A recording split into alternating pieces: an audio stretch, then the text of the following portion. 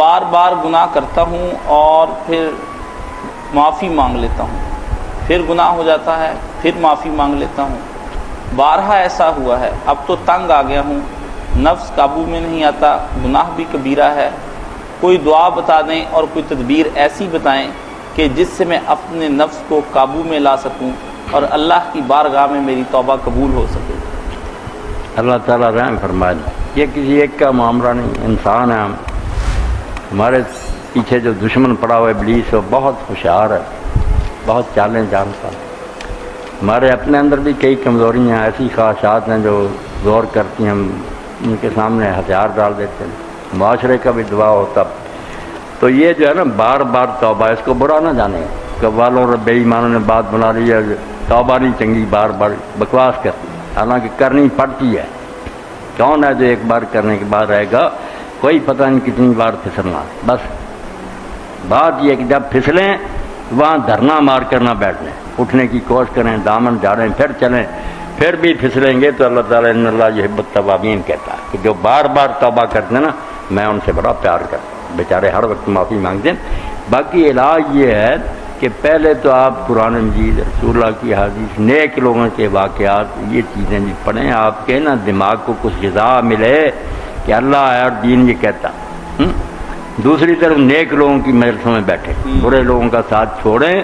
جن کی صحبت میں رہ کر آپ پھر پھسل جاتے ہیں، اچھے لوگوں کے پاس بیٹھا کریں۔ کے لیے بہت دلیر ہے، اس نے عذاب دے کر کیا کرنا، وہ سورہ نساء میں کہتا اللہ کو کیا ملتا تمہیں عذاب دے کر اگر تم شکر گزار بنو اور نیک عمل کرو۔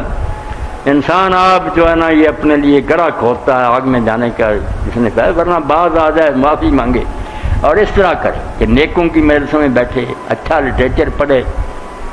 اللہ سے مدد مانگتا رہے۔ اور جیسے میں نے کچھ دن ہوئے ایک دوست کو لے کر دیا کہ یار یہ پڑھا کرو، بلکہ لکھ کر اپنے میز پر رکھ لو، یا امین صاحب ہی رکھیں، ڈاکٹر سارے لوگ نا لکھ کر چٹ لگا لو، نظر پڑتی رہے، اللہم الہمنی رشدی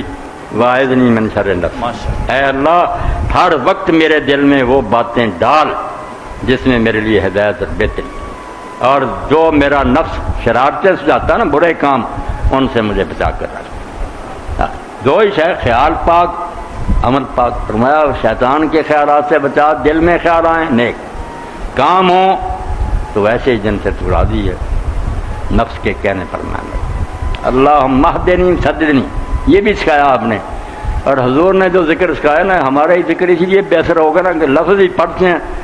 دھیان نہیں کرتے۔ کیا آپ نے جب یہ بات سمجھائی اللہم اہدنی سددنی، مثال دی کہ ادھر تم مہدنی کہہ رہے ہو اللہ مجھے سیدھا راستہ دکھا، تو ذہن میں بالکل آپ پڑھے لکھے بیٹھے، آپ کے سامنے ایک ایسی سڑک ہو جو بالکل سیدھی ہے، کھڈ نہیں، رستے نہیں، پر میں اسے سوچو کہ ایک راستہ ہے سیدھا لمبا جو میں مانگ رہا ہوں کہ اللہ اس پر مجھے چلا جس میں کوئی ٹیڑھ نہیں، اللہ مہدنی۔ اور جب سددنی کہو تو فرمایا جس طرح تیر ہوتا نا، تیر کا جو ہوتا نا لکڑی، اگر ذرا اس میں ٹیڑھ ہو تیر نہیں نشانے پڑا تو پھر ادھر ادھر نکل جائے۔ مجھے سیدھا راستہ دکھا ہر وقت، وسددنی، اور مجھے ہر حال میں درست رکھ، صحیح چلا ہے۔ یہ دو باتیں مہدنی کہہ رہے ہو تو ایک بہت اچھی سڑک کا اندازہ کرو، یہ صراط نہیں، اس پر جاؤ۔ سددنی کہو تو تیر کی طرح سمجھو کہ جس طرح تیر کو وہ نا تیر بنانے والے دیکھتے کہ ذرا بھی اس میں ٹیڑھ ہوئی نا نشانہ خطا ہو جائے۔ سددنی، مجھے بالکل درست اور ٹھیک ٹھاک چلاتے رہے۔ تو دو دعائیں، اللہم الہمنی رشدی واعذنی من شر نفسی، اور اللہم اہدنی سددنی، یہ لکھ لینی چاہیے، تقسیم بھی کر اپنی نمازوں میں پڑھو۔ اور دعا کا سب سے بہتر میرے بھائی طریقہ یہ ہے کہ جب آپ نماز پڑھیں نا، فرض ہو یا سنت ہو یا نفل، سجدہ کریں نا، اس وقت اللہ کے رسول نے فرمایا کہ تسبیح کے بعد اقرب ما یکون العبد من ربہ وساجد، بندے اور رب کے درمیان جب فاصلے ختم ہو جاتے ہیں نا اور وہ اپنے رب کے بالکل قریب پہنچ جاتا ہے، وہ اس وقت ہوتا ہے جب وہ سجدے میں ہوتا، جیسے پاؤں پڑ گیا نا کسی کی معافی مانگنی، اس وقت فرمایا فلیجتہد، اس کو چاہیے اب دعا کرنے میں پورا زور لگا دے، سجدے میں پڑا اور کام انہوں نے سجا دیا، ضمانت ہے اس بات کی کہ اللہ وہ دعا مانے، اس لیے عادت بنائے یہ بھی، اور باقی بھی دعائیں نا سجدے میں کیا کرے۔ یہ جو بعد میں کرتے ہیں نا اسی لیے ان نے کوئی ایسا نہیں، حضور نے نہیں کی، پوری عمر نہیں نماز کے بعد ہاتھ اٹھائے دعا کی، کسی نے کہہ دیا کر رہے وہ نماز میں کرتے تھے، رکوع میں کر رہے ہیں، سجدے میں کر رہے ہیں، دعا ہی دعا، پوری نماز۔ 7 موقع ہیں نماز کے اندر جہاں حضور رک کے دعا کر، ہم نے دعا چھوڑ دی، بعد میں ہوش آئی کہ اب دعائیں کرنی، ہاتھ اٹھاتے پھرنے۔ اور نماز میں جب معراج تھی تو ہم دنیا سے کٹ گئے تھے، کسی سے بول نہیں سکتے تھے، کھا پی اللہ سے تعلق۔ سلام تو پھر دنیا میں آ گئے، اس وقت ہی ہونی بات کی جب اللہ کے سامنے کھڑے تھے۔